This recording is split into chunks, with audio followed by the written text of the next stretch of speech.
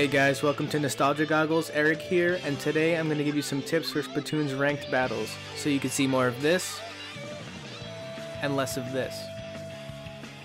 So if you're new to ranked, let me explain the rules quickly. The main goal of each map is to control the splat zones, as you can see here, for 100 seconds. Ranked is a little bit different than Turf War. In Turf War you want to lay down as much paint, but in ranked it's more about controlling the splat zone and getting kills.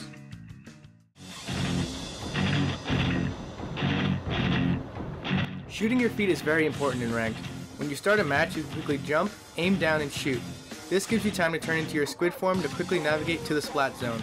Shooting your feet will also get you out of enemy paint quicker, so you have a chance to escape. A good method is to try to lock down the splat zone as quickly as possible to give your team an advantage, even if it is for a few seconds.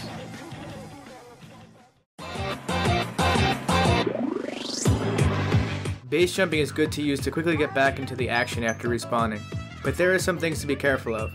When you do this, a ring appears where you're going to land. Enemy players can see this and you'll most likely be camped. Sometimes it's just better to swim your way back. So just be careful where you're landing, and on the flip side, you could use this to your advantage by camping the enemy player's ring.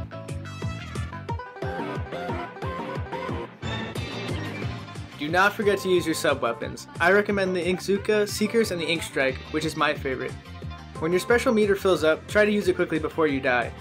A good strategy for the Inkzooka is to use it right after an enemy player uses theirs. Also, use the Inkzooka directly on the splat zone, as it generally fills up the entire area. Now, as for overwhelming the enemy, this is just strategy. Holding down the splat zone could end up into a back and forth of who's in control, which could in turn cause you to lose by a few seconds. So instead of focusing on the splat zone, find a balance of eliminating players, hitting the splat zone, and spraying paint on their side. The enemy would have to repaint certain areas to travel back to the splat zone, so in turn you get some time to lock down the splat zone. This might seem like a minimal effect, but is actually very helpful in my experience. A lot of players seem to be caught up right in the middle of a map and try to shoot at each other, which again could just lead to that back and forth.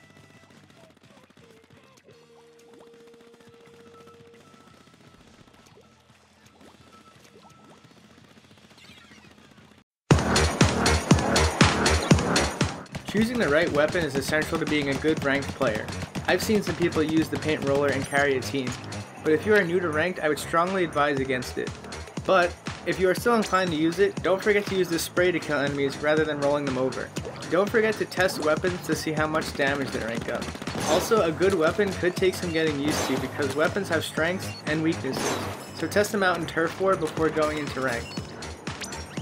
I like the Splattershot Pro and the Arrow Spray. The Splattershot is more accurate and the Arrow Spray allows me to lay down more paint, and it's a very fast firing gun. I'll make a more extensive weapon guide in the future, but for now, try to experiment with abilities and gear to make your weapons better. Hey, thanks for watching. This is only a beginner's guide and I plan to make more extensive ones, including strategies for different maps and weapon and gear guides.